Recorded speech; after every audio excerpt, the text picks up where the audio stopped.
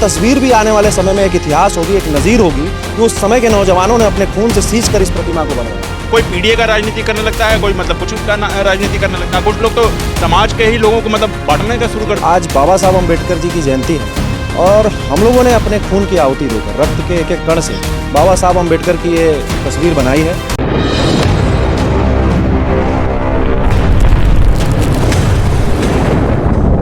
संविधान के रचयिता बाबा साहब भीमराव अंबेडकर जी का आज जन्मदिन है और हमारे पीछे तमाम जो है बड़े संख्या में जो है समर्थक जो है, जो छोटे बच्चे हैं चाहे युवा हैं, वो बड़ी संख्या में मौजूद हैं। और हमारे पीछे ये तस्वीर देखिए, बाबा साहब भीमराव अंबेडकर की ये तस्वीर बनाई गई। लेकिन आपको हम बता दें, ये कोई कलर कॉम्बिनेशन के साथ नहीं बनाई गई। ये सीधे तौर से ये जो समर्थक हैं, उनके मतलब सहयोगी हैं, जो उनको चाहने वाले हैं, उन्होंने सिर्फ अपने हाथों से खून निकाल कर उन्होंने ये तस्वीर बनवाई है।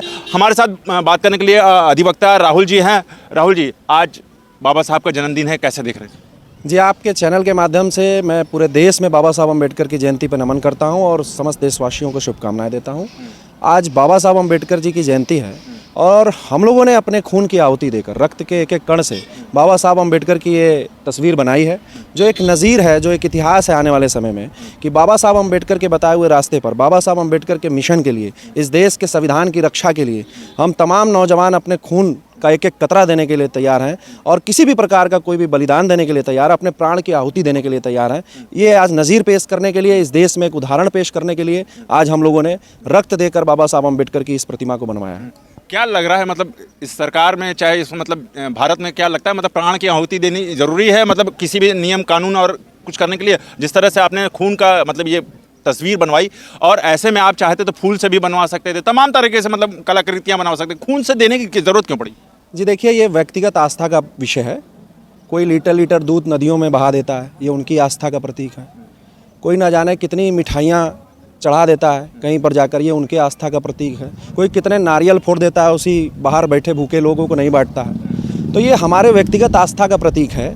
हमारी व्यक्तिगत आस्था है कि हम बाबा साहब अम्बेडकर को अपने खून से सींच कर ये प्रतिमा पेश कर रहे हैं और हम नज़ीर पेश करना चाहते हैं इस देश में, जो सीधे सीधे ये है कि इस देश में समता, समानता, बंधुता, एकता और अखंडता स्थापित करना चाहते हैं। आज द कोलंबिया ऑफ यूनिवर्सिटी बाबा साहब अम्बेडकर की वहाँ प्रतिमा लगी है, जिसमें लिखा है द सिंबल ऑफ नॉलेज, ज्ञान का प्रतीक। तो वो मूर्ति क्यों लगाई गई है? वो इसलिए लगाई गई है कि लोग बाबा साहब अम्बेडकर को जानें। तो ये तस्वीर भी आने वाले समय में एक इतिहास होगी, एक नज़ीर होगी कि उस समय के नौजवानों ने अपने खून से सींच कर इस प्रतिमा को बनवाया। तो हम एक नज़ीर और मिसाल पेश करना चाहते हैं और इस देश में एक मैसेज देना चाहते हैं कि यह देश संविधान से चलेगा और उस संविधान की रक्षा के लिए हम अपने प्राण भी देने के लिए तैयार हैं। हम आपसे कुछ और प्रश्न पूछेंगे, चूंकि आपकी व्यस्तता होने के नाते ऐसे मौके पर आदमी प्रश्न नहीं पूछ पाता है। लेकिन अभी मतलब तमाम जगहों से, जिलों से एक खबर निकल के आती है, कहीं बाबा साहब की कोई उंगली तोड़ देता है, कहीं मूर्ति तोड़ देती है। तो ऐसे में इसको कैसे लें? जी देखिए, ये वही लोग करते हैं जो पढ़े लिखे नहीं हैं या पढ़े लिखे अनपढ़ गवार हैं, जिनके अंदर ज्ञान की कमी है। देखिए, बाबा साहब अम्बेडकर को जो व्यक्ति पढ़ाएगा ना इस देश का, चाहे वो किसी भी धर्म, किसी भी जाति, किसी भी समुदाय, किसी भी लिंग के व्यक्ति हो, जो बाबा साहब अम्बेडकर को पढ़ेगा वो उनसे प्रेम करेगा, उनके बताए हुए रास्ते पर चलेगा। बाबा साहब अम्बेडकर मानवता चाहते थे, इंसानियत चाहते थे, एकता, अखंडता, बंधुता चाहते थे और उनका कोई ये नहीं था कि आपस में लड़ाना, आपस में दंगे फसाद कराना, जाति धर्म के नाम पर लोगों को मारना, ये उनका उद्देश्य नहीं था। उनका उद्देश्य ये था सबको साथ में लेकर एक ऐसा देश बनाना जो इस देश नहीं पूरे पृथ्वी पर विश्व गुरु हो और जहाँ मानवता लागू हो, 100% इंसानियत लागू हो। तो इस देश में जो मूर्तियाँ तोड़ हैं, ये अनपढ़ गवार लोग हैं जो बाबा साहब अम्बेडकर को पढ़े ही नहीं है, शिक्षित ही नहीं है।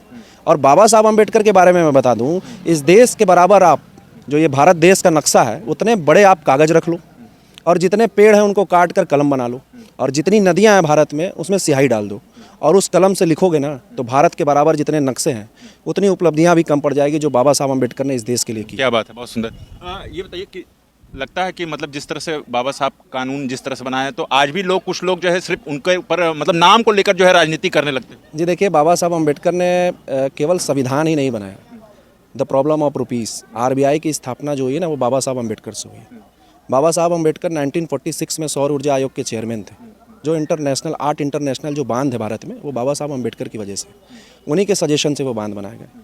महिलाओं को हिंदू कोड बिल लाकर उनको शिक्षित होने का अधिकार, उनको अपने मर्जी से विवाह करने का अधिकार, अपने मर्जी से तलाक देने का अधिकार, ये बाबा साहब अम्बेडकर की देन है। सती प्रथा, देवदासी प्रथा को ख़त्म कराने में बाबा साहब अम्बेडकर की अहम भूमिका रही है।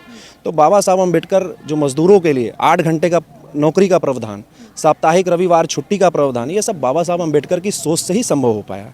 तो कहने का मतलब है केवल संविधान निर्माता कहना बाबा साहब अम्बेडकर को सूरज के लोग जो है इसी पर राजनीति करना शुरू कर देते हैं, मतलब कोई पीडीए का राजनीति करने लगता है, कोई मतलब कुछ का राजनीति करने लगता है, कुछ लोग तो समाज के ही लोगों को मतलब बांटने का शुरू कर देते हैं। मैं वही तो कह रहा हूँ कि केवल संविधान निर्माता कहना बाबा साहब अम्बेडकर को सूरज के आगे दिए दिखाने समान है।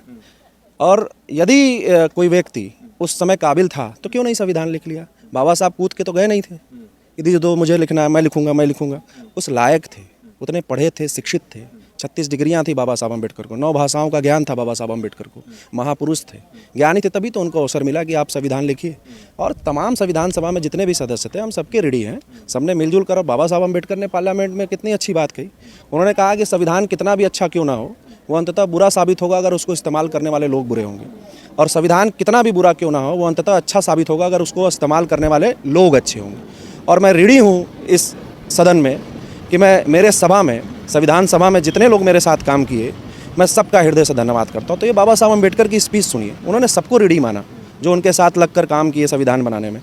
तो हाँ, बाबा साहब अम्बेडकर ने अकेले कभी श्रेय नहीं लिया, लेकिन ये लोग लड़ाने वाली राजनीति करते हैं, कुछ तुच्छ मानसिकता के लोग जो कहते हैं कि कौन है, कुछ बता पाएंगे? यही लोग जो दंगाई हैं, जो कौन, किसको कह रहे हैं दंगाई? जो एक धर्म की बात करते हैं, भाजपा को कह रहे हैं क्या? जो धर्म के नाम पर तोड़ने की बात करते हैं। यह देश सबका है, जितना हिंदुओं का है उतना मुसलमानों का है, जितना सिखों का है उतना ईसाइयों का है, जितना ईसाइयों का उतना बौद्धिस्टों का, उतना जैनों का है, उतना महिलाओं का है और हर लिंग के लोगों का है। तो इस देश में सबको अधिकार है, लेकिन एक पार्टी, एक समुदाय और एक संगठन के लोग केवल एक हिंदू धर्म की बात करते हैं। आप इंसानियत और मानवता की बात क्यों नहीं करते? तो बाबा साहब अम्बेडकर इंसानियत और मानवता की बात करते थे, तो हम उसी उद्देश्य को लेकर आगे बढ़ रहे हैं। चलिए, आपका हमसे बात करने के लिए बहुत बहुत धन्यवाद। तो ये थे अधिवक्ता राहुल जी, जिन्होंने बताया कि मतलब जो समानता का जो लोग हैं, मतलब जो आज लोग एक बराबर एजुकेशन पा रहे हैं, मेडिकल पा रहे हैं, तो कहीं ना कहीं देखिए इसमें बाबा भीमराव अम्बेडकर जी की ही देन थी। और कानून में जिस तरह से कानून आया, जिस तरह से निर्माण किया गया, विकास किया गया, तो वो बाबा साहब की ही देन थी। तो देखते रहिए उत्तम सवेरा न्यूज़ में। होश पंडित, धन्यवाद।